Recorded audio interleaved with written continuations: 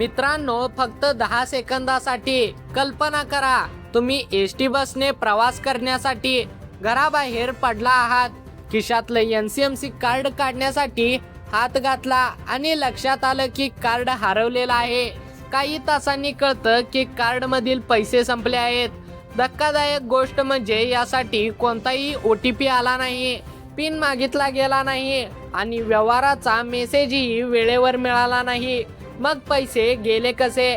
आजच्या व्हिडिओमध्ये मी तुम्हाला फक्त हा धोका नाही तर कार्ड कसं काढायचं, त्याची फी किती आहे, अर्ज कुठे करायचा, त्याचबरोबर शेवटची मुदत काय आहे आणि कार्ड हरवल्यानंतर नेमकं काय करायचं आणि कोणत्या 5 चुका टाळायच्या आहेत, हे सगळं काही सविस्तर सांगणार आहे.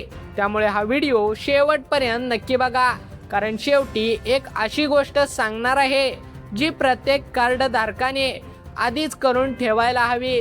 चला तर वेळ वाया न घालवता व्हिडिओला सुरुवात करूया. सर्वप्रथम मूळ गोष्ट समजून घेऊ. NCMC म्हणजे काय, तर नॅशनल कॉमन मोबिलिटी कार्ड. या कार्ड बद्दल तुम्ही कुठे ना कुठे पाहिलं किंवा ऐकलं देखील असेल आणि येत्या काही दिवसांमध्ये हे कार्ड आता प्रवासादरम्यान प्रत्येकाच्या हातामध्ये, जो व्यक्ती सवलत धारक आहे त्या व्यक्तीच्या हातामध्ये हे कार्ड तुम्हाला दिसणार आहे. हे कार्ड रुपे आधारित एक स्मार्ट कार्ड आहे जे प्रीपेड वॉलेट म्हणून किंवा बँक खात्याशी लिंक करून ही वापरता येतं.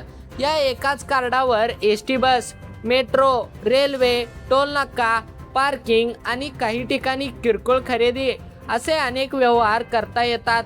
त्याचबरोबर महाराष्ट्र राज्य परिवहन महामंडळाने म्हणजेच MSRTCने हे कार्ड महिला, ज्येष्ठ नागरिक, अमृत ज्येष्ठ नागरिक अशा अनेक प्रवाशांसाठी सक्तीचं केलं आहे. ही 1 ऑगस्ट 2026 देण्यात आली होती. म्हणजे या तारखेपासून हे कार्ड लागू होणार होते.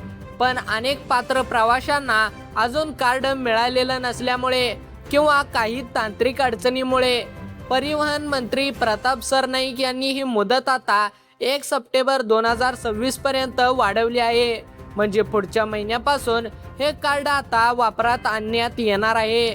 म्हणजे ज्यांनी अजून कार्ड काढलेलं नाही त्यांच्यासाठी अजून थोडा वेळ शिल्लक आहे. पण हे कार्ड लवकरच अनिवार्य होणार आहे, हे लक्षात ठेवा. त्याचबरोबर हे पाऊल का उचललं गेलं, कारण कागदी पास, चिठ्ठ्या आणि सवलतीच्या कागदपत्रांचा घोळ मोठा होता. काही वेळा सवलतींचा गैरवापरही व्हायचा. डिजिटल कार्डमुळे प्रत्येक व्यवहाराची नोंद राहते आणि पात्र प्रवाशालाच म्हणजे योग्य व्यक्तीलाच सवलत मिळणार आहे. त्याचबरोबर आता मी तुम्हाला सांगतो कार्ड कसं काढायचं. हे कार्ड काढण्यासाठी पैसे किती लागतात. आता अनेकांना प्रश्न पडला असेल की हे कार्ड नेमकं कुठं आणि कसं काढायचं. सध्या तरी हे कार्ड काढण्यासाठी पूर्णपणे ऑनलाईन अर्ज प्रक्रिया उपलब्ध नाही. यासाठी तुम्हाला तुमच्या जवळच्या एसटी डेपोमध्ये म्हणजेच बस स्थानकावर म्हणजेच डेपोमध्ये किंवा महामंडळाने नेमलेल्या अधिकृत एजंटकडे जावं लागणार आहे. ग्रामीण भागातील प्रवाशांची सोय व्हावी यासाठी 4000हून जास्त ठिकाणी हे कार्ड काढण्याची सोय उपलब्ध करून देण्यात आली आहे. अर्ज करताना पुढील प्रमाणे कागदपत्रे लागतात. त्यामध्ये पहिलं कागदपत्र म्हणजे तुमचं आधार कार्ड आणि मोबाईल नंबर. तुमचा मोबाईल नंबर त्या ठिकाणी लागणार आहे व चालू असलेला मोबाईल देखील त्या ठिकाणी पाहिजे, जेणेकरून OTP सहजपणे सांगता येईल. त्याचबरोबर संबंधित सवलतीचा पुरावा, उदाहरणार्थ ज्येष्ठ नागरिकांसाठी वयाचा दाखला, तो आधार कार्ड जरी असलं तरी चालेल. विद्यार्थ्यांसाठी चालू शैक्षणिक वर्षाचं बोनाफाईड सर्टिफिकेट. नोंदणी शुल्काबाबत वेगवेगळ्या ठिकाणी वेगवेगळी माहिती दिली जाते आणि जुनं स्मार्ट कार्ड जमा केल्यास शुल्कात सवलत मिळू शकते असंही सांगितलं जातं. त्यामुळे नेमकी सध्याची फी किती आहे हे तुमच्या जवळच्या एसटी डेपोमध्ये किंवा अधिकृत महामंडळाच्या सूचना फलकावर जाऊनच खात्री करून घ्या. त्याचबरोबर हे कार्ड काढण्यासाठी तुम्हाला 200 रुपये लागू शकतात. जर तुम्ही नवीन काढणार असाल तर 200 रुपये लागू शकतात आणि जर जुनं कार्ड देऊन नवीन कार्ड घेणार असाल तर त्या ठिकाणी तुम्ही एसटी स्टँडवर जाऊन चौकशी करा. त्याचबरोबर अर्ज केल्यानंतर कार्ड मिळायला साधारण किती आठवडे ते किती महिन्याचा कालावधी लागू शकतो आणि ते तुमच्या नोंदणीकृत पत्त्यावर टपालाने पाठवलं जातं. तोपर्यंत जुन्या पद्धतीने सवलत मिळत राहील की नाही हे संबंधित डेपोमध्ये विचारून घ्या. त्याचबरोबर आता एक महत्वाची गोष्ट, हे कार्ड कसं काम करतं तर मंडळी, या कार्डला कोणत्याही प्रकारचा पासवर्ड किंवा कोणत्याही प्रकारचा पिन नाही. हे कार्ड टॅप केलं म्हणजेच कंडक्टर तुमच्या हातातून हे कार्ड घेऊन मशीनवर फक्त टॅप करणार आहे आणि त्यानंतर तुमचं अर्ध तिकीट असेल किंवा मोफत सवलत असेल किंवा इतर कोणती सवलत असेल ती ऑटोमॅटिकली तुम्हाला कट होऊन मिळणार आहे. ही प्रक्रिया अतिशय जलद आणि सोयीची आहे. रांगेत उभा राहायची काहीच गरज नाही, सुट्टे पैसे शोधायची गरज नाही. त्यामुळे नागरिकांमधला आणि कंडक्टर मधला वादही टाळला जाऊ शकतो.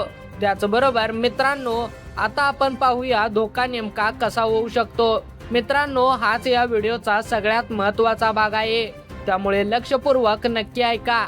या NCMC कार्ड मध्ये पिन न टाकता म्हणजेच कोणत्याही प्रकारचा पासवर्ड आणि पिन नसल्यामुळे हे कार्ड जर दुसऱ्या कोणत्या व्यक्तीच्या हातामध्ये गेलं तर तो व्यक्ती तुमचं कार्ड वापरून त्यातील पैसे खर्चू शकतो. त्याचबरोबर पहिली गोष्ट लक्षात घ्या, सूचना उशीर मिळणं. हे कार्ड बँक खात्याची लिंक नसल्यामुळे कोणत्याही प्रकारचा SMS येणार नाही. त्यामुळे तुम्हाला पैसे कुठे गेले आणि कोणत्या ठिकाणी खर्च झाले हे देखील कळणार नाही. त्याचबरोबर दुसरी गोष्ट म्हणजे मोठा बॅलन्स ठेवणे. जितकी जास्त रक्कम असेल कार्डमध्ये तितकीच संभाव्य नुकसान. त्याचबरोबर जर तुमच्या कार्डमध्ये 5,000 रुपये असतील तर ते कार्ड हरवलं तर मोठं नुकसान होऊ शकतं. पण त्याच कार्डात जर 200 किंवा 500 रुपये असतील तर नुकसान ही तेवढंच मर्यादित राहतं. तिसरी गोष्ट म्हणजे कार्डचे तपशील शेअर करणं. कार्ड क्रमांक, त्याचा फोटो किंवा इतर तपशील अनोळखी व्यक्ती फोन कॉल किंवा मेसेजद्वारे मागितले जात असतील तर कधीही शेअर करू नका. सरकारी योजनांच्या नावाखाली फसवणूक करणारे कॉल सध्या वाढलेले आहेत. त्याचबरोबर आता सगळ्यात उपयोगी भाग, प्रत्यक्ष काळजी कशी घ्यायची. नंबर 1, मर्यादित रक्कम ठेवा. जेवढा प्रवास कराल तेवढेच पैसे कार्डमध्ये भरा. जर पैसे कमी झाले असं वाटत असेल तर कंडक्टर कडून पैसे चेक करा. कार्डमध्ये किती पैसे असेल हे त्याला विचारून घ्या. त्याचबरोबर कंडक्टर कडून पैसे जर कमी असतील तर भरून घ्या. त्याचबरोबर दुसरी गोष्ट, कार्ड नेहमी ठराविक जागी ठेवा. पर्समध्ये किंवा खिशात एक ठराविक कप्पा ठरवा, जेणेकरून विसरण्याची शक्यता कमी होईल. प्रवास संपल्यानंतर लगेच ते पुन्हा त्या जागी ठेवण्याची सवय लावा. तिसरी गोष्ट, SMS अलर्ट किंवा ॲप सुरू ठेवा. कार्डशी संबंधित बँकेचे SMS अलर्ट किंवा मोबाईल ॲप शक्य असल्यास सुरूच ठेवा, जेणेकरून व्यवहाराची माहिती लवकरात लवकर मिळेल. नंबर 4, कार्ड हरवल्यास तात्काळ कळवा. कार्ड हरवल्याचं लक्षात येताच वेळ न घालवता संबंधित बँकेशी, कार्ड जारी करणाऱ्या संस्थेशी म्हणजे जवळच्या ST डेपोमध्ये जाऊन संपर्क साधून कार्ड ब्लॉक करण्याची प्रक्रिया सुरू करा. जितका उशीर कराल तितकाच धोका वाढतो. नंबर 5, बॅलन्स वेळोवेळी तपासा. कंडक्टर कडून किंवा संबंधित काउंटर किंवा ॲपवरून बॅलन्स तपासण्याची सवय ठेवा. विशेष करून घरातल्या ज्येष्ठ नागरिकांसाठी ही सवय आवर्जून लावून द्या. त्याचबरोबर 6वी गोष्ट म्हणजे कार्ड कोणालाही देऊ नका. प्रत्येक कुटुंबातल्या सदस्याने शक्यतो स्वतःचं म्हणजे स्वतंत्र कार्ड वापरावं, जेणेकरून हिशोब स्पष्ट राहतो आणि जबाबदारी निश्चित राहते. तर मंडळी, हा व्हिडिओ कोणत्याही प्रकारची भीती पसरवण्यासाठी नाही, उलट योग्य माहिती देऊन तुमचं संभाव्य नुकसान टाळण्यासाठी आहे. डिजिटल पेमेंट जेवढं सोयीचं आहे तेवढीच काळजी घेणंही तितकंच आवश्यक आहे.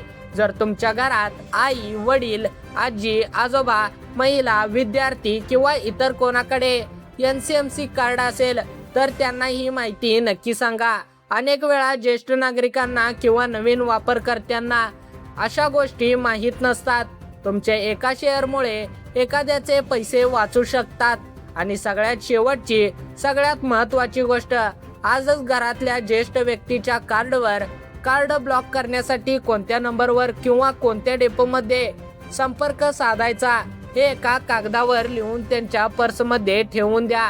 आणीबाणीच्या वेळी शोधाशोध करत बसण्यापेक्षा ही माहिती आधीच हाताशी असणं सगळ्यात महत्त्वाचं आणि सोयीस्कर ठरेल. तर मित्रांनो, आजच्या व्हिडिओमध्ये तुम्हाला उपयुक्त माहिती मिळाली असेल तर हा व्हिडिओ नक्की शेअर करा. तुमच्या व्हॉट्सअप ग्रुपमध्ये, फेसबुक ग्रुपवर, नातेवाईकांना, शेजाऱ्यांना आणि मित्रांना हा व्हिडिओ नक्की शेअर करा, जेणेकरून जास्तीत जास्त लोक सावध राहतील आणि अशाच प्रकारच्या सरकारी योजना, एसटी अपडेट्स आणि ताज्या महत्त्वाच्या माहितीसाठी आपल्या लावा ताकद मराठी या न्यूज चॅनलला सबस्क्राईब करा. व्हिडिओ आवडला असेल तर व्हिडिओला लाईक करून कमेंट करून नक्की सांगा की मी हे कार्ड सुरक्षित वापरेन. धन्यवाद मित्रांनो. भेटूया पुन्हा एकदा अशाच महत्त्वाच्या आणि माहितीपूर्ण व्हिडिओमध्ये. तोपर्यंत जय हिंद, जय महाराष्ट्र.